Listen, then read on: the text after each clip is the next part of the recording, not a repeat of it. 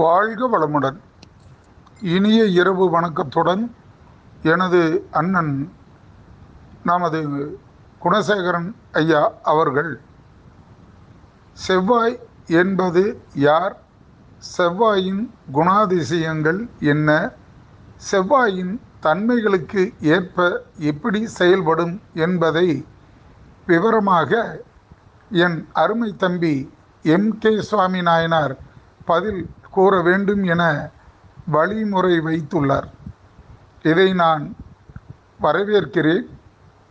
நல்ல வினாக்களை தொடுத்த எனது அருமை சகோதரர் அண்ணன் குணசேகர் அவர்களுக்கு கோடான கோடி வணக்கங்களும் நன்றிகளையும் தெரிவித்துக் கொண்டு இதை தொடங்குகின்றேன். முதலில் செவ்வாய் என்பது என்ன என்பதை நாம் உணர்வோமாக. நம் உடலில் உள்ள அவயங்களில் முதலில் அவருக்கு கொடுக்கப்பட்ட ஒரு உறுப்பு என்பது இருதயம். பிறகு அதற்கு செவ்வாயின் தன்மையில் வெற்றி பெறுவதற்கு ஊடுருவி ஓடிக்கொண்டு இருக்கின்ற உதிரங்கள், அதாவது இரத்தம். அதைவிட சிறந்தது கண்விழிக்கு உள்ளே செந்நிற செவி அலைகள், செதில் அலைகள், செவி அலைகள், இரத்த சுரப்பிகள், இரத்த நாளங்கள். அதை காட்டிலும் செவ்வாய் தனது உடலுக்குள் மண்ணீரலுக்குள் பித்தத்தை பிரித்து கல்லீரலுக்குள் விடுபட்டு கணையங்களால் அதை சுத்தம் செய்து இரத்தத்தில் அதை இணைக்கக்கூடிய பகுதியான கணையமே அதன் முதல் பங்காற்றும். உணவு இரைப்பை உண்டு மகிழ்கின்ற இரைப்பையில் அது தன்னுடைய உணவுகளை செரிமானம் செய்த பிறகு அவ்விடத்தில் ஊட்டச்சத்து என்ற ஒரு கனிமத்தை அது திரவப் பொருளாக மாற்றும் தன்மையில் செவ்வாய் முதலிடம் வைக்கின்றது. பிறகு அந்த ஊட்டச்சத்தை இரண்டாக பிரித்து இரத்தமாகவும் பித்தமாகவும் மாற்றிவிடும். பிறகு இரத்தத்தை மாற்றிய பொழுது அந்த இரத்தத்தில் இருக்கக்கூடிய திடர்தன்மையை உருவாக்க நீர்ச்சத்தை பிரித்துவிடும். மூன்றாவது, அந்த நீர்ச்சத்தை பிரித்த அந்த இரத்தத்திற்கு திடத்தன்மையாக இருக்கும். அந்த திடத்தன்மையாக இருக்கின்ற பொழுது அது நார்ச்சத்தாக ஒரு புறம் பிரித்து, நீர்ச்சத்தாக ஒரு புறம் பிரித்து, நுண்ணுயிர் சத்தாக ஒரு புறம் பிரிக்கும். அந்த மூன்று விதமான செயல்பாடுகளில் ஏற்படுகின்ற பொழுது நுண் உயிர் சத்தாக இருப்பது முதலில் கண் விழிகளில் இருக்கக்கூடிய அமிலத்திற்கு சென்றுவிடும். அந்த அமிலம் திரும்பி ரிட்டனாக வருகின்ற பொழுது, திரும்பி வருகின்ற பொழுது அது விந்து நாதங்களின் உயிர் காந்த சக்தாக மாறிவிடும். இந்த திரவத்தன்மையாக இருக்கக்கூடிய இரத்தம் தன் இருதயத்துக்குள் நுரையீரலின் சப்போர்ட்டாக, அதாவது துணை கொண்டு காற்றின் அழுத்தத்தை கொண்டு இருதயத்துக்குள் நுழையும். அந்த இருதயத்துக்குள் நுழைந்த அந்த இரத்தம் மீண்டும் வெளியேறுகின்ற நாணங்கள் மூளைக்கு முதல் செல்லும்.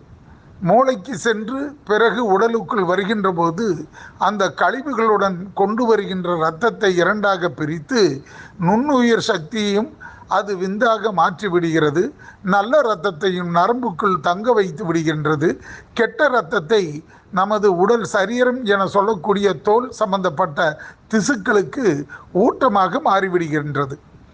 அந்த ஊட்டத்தின் அதிபதியாக உஷ்ணங்கள் அதிகமாக இருந்தால் உள்ளே இருக்கக்கூடிய உஷ்ணத்தை நீர்த்தன்மையுடன் நீர்த்து வெளியே தள்ளுவதுதான் முதலில் வியர்வை. இந்த வியர்வை என்கின்ற பொழுதுடன் வரும்பொழுது நீர்த்த சத்தை மூன்றாக பிரிக்கின்றது. ஒன்று, நாம் செரிமானம் செய்கின்ற உமிழ்நீர் சுரப்பியாக ஒரு பங்கு. மற்றொன்று, உடலுக்குள் குடல் சுரப்பிகளுக்குள் சென்று குடலின் வளவளப்பு தன்மை ஏற்படுத்த ஒரு பங்கு. மற்றொன்று சிறுநீராக கழிந்துவிடும். இந்த மூன்று வகைப்படுகின்ற இடத்தில் சுத்திகரிப்பது நுரையீரலுக்குள் இருக்கக்கூடிய காற்றாக மாறி அது திடமாக மாறுவதால் அது சளி என்ற பெயருடன் அது வெளியேறிவிடும். அதற்கு அடுத்தது நம் உடலில் ஏற்படுகின்ற மாற்றத்தை உணர்த்துவதற்கு செவ்வாய் அங்காரகன் என்ற கோப உஷ்ணத்தை தூண்டுகின்ற ஆற்றலை பெற்றுவிடுகிறது. ஆகவே மதிகெட்டு கோபத்தினால், குணம் கெட்டு கொள்கையினால் தன் நிலைகெட்டு போகின்ற ஆத்திரத்தை தூண்டுகின்ற விதமாக மாறிவிடும். அதில் சாந்தப்படுத்துவதற்காகவே தன் கண்ணீரும் கம்பளியுமாக அந்த கோபத்தை வெளியேற்றி கண்ணீர் வழியாகவே சிந்திவிடும். இந்த தன்மைகளை பெற்ற செவ்வாய் முதலில் யார் என்று தெரிந்து கொள்ள வேண்டுமே என்று நாம் முடிவு செய்தால், அங்காரகன் மிகப்பெரிய பலத்தை பெற்ற முருகப்பெருமானே அங்ககாரகனாக விளங்குகின்றார். முருகனுக்கும் செவ்வாய்க்கும் என்ன ஒரு தொடர்பு என்று நாம் அறிய வேண்டும். இது ஜோதிடத்துக்குள் வர வேண்டிய ஒரு சூழ்நிலையில் உள்ளது. ஆக எந்த ஒரு தன்மையும் விரிந்து சுருங்கும் தன்மை உடைய உறுப்புகளுக்கு அது அந்த இடத்தின் தன்மையை கொடுப்பது குரு. ஏனா என்னவென்றால், எதுக்கு என்றால், ஏன், என்ன, எதுக்கு என்ற ஒரு 3 வகையான கேள்விகளை வைக்கின்ற பொழுது இரத்தத்தால் ஏற்படுகின்ற நம் உடல் மாற்றத்தை உடம்புக்குள் மாற்றுகின்ற அவயமே மண்ணீரல், பிறகு கல்லீரல், 3வது கணையங்கள், 4வது சுரப்பிகள், 5வது தான் நுரையீரல், 6வது தான் இருதயம். இந்த 6 இடங்கள் சென்றதுக்கு பிறகு அந்த இரத்தத்தினுடைய வேகத்தை குறிப்பிடுவதற்கு இதுவரை எந்த குதிரைத்திறனையும் ஆய்வு செய்ய முடியவில்லை. காரணம், செவ்வாய் இரத்த கிரகம் என கூறப்படுவது மிகப்பெரிய சிறப்பாக நாம் எடுத்துக்கொள்கிறோம். மனிதனுடைய மூளை கிட்டத்தட்ட 360 கிராம் எடை உடைய மூளை. இந்த 360 கிராம் எடையுள்ள மூளை திசுக்கள் என கூறப்படுகின்ற நரம்பு மண்டலங்களால் பின்னி பிணையப்பட்டது. இந்த நரம்பு மண்டலங்களை பிரித்து நீளத்தை பார்த்தால் 36,000 மீட்டர் நீளம் உள்ள அளவுகளை கொண்டதாக மருத்துவத்துறை ஆய்வில் கூறப்படுகிறது. ஆக இந்த 32,000 மீட்டர் தூரத்தை ஒரு நொடிப்பொழுதில் அந்த இரத்தம் சென்று திரும்பி வந்தால் அதோடைய வேகம் என்னவென்று யாராலும் இதுவரை கணக்கிட முடியாமல் நிற்கின்றது. இதை மருத்துவ குறிப்பில் கூட எல்லா அவயங்களையும் வெட்டி ஒட்டி உருவாக்கி நடக்க வைத்து அவர்களை வாழ வைத்து விடுவார்கள். ஆனால் திசுக்களால் ஏற்படுகின்ற மூளைக்குள் இன்னும் இதுவரை யாரும் கை வைக்கவே முடியவில்லை. காரணம், நரம்பு என்கின்ற மண்டலம் புதனை சார்ந்தது. அவன் கல்விக்கும் வித்தைக்கும் அதிபதியானவன். முத்தான வித்தை முதல் மூளைக்குள் வைத்து சுருட்டி உருட்டி வைத்துள்ளார்கள். அதில் பெருமூளை, நடுமூளை, சிறுமூளை என்று 3 வகைப்படுத்தி நாம் சிரசினில் வைத்ததாக மருத்துவ குறிப்பீடுகள் கூறப்படுகிறது. பெருமூளை என்பது நம் உடலுக்குண்டான ஆரோக்கியத்துக்குண்டான சுரப்பிகளுக்கு ஆர்டர் போடுவது பெருமூளை.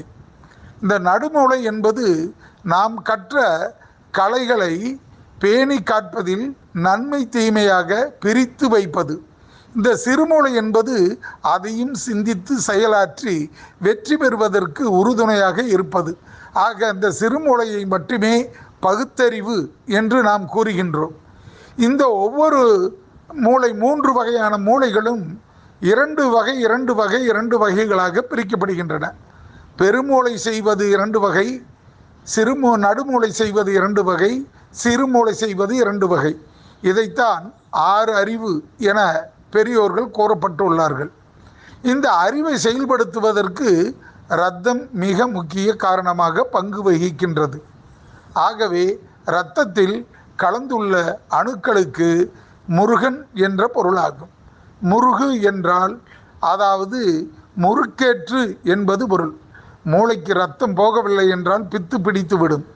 மூளைக்குள் இரத்தம் சென்று கொண்டு இருந்தால் வைராக்கியம், வீம்பு, சிந்தனை, பலம், அறிவு, ஆற்றல், ஞானம் என்ற 6 வகை குணங்களையும் பெற்றுவிடும். ஆகவே இரத்த கிரகம் செவ்வாய். முருகப்பெருமானுடைய அனுக்கிரகத்துடன் நம் உடலுக்குள் இயங்கிக் கொண்டு இருப்பது.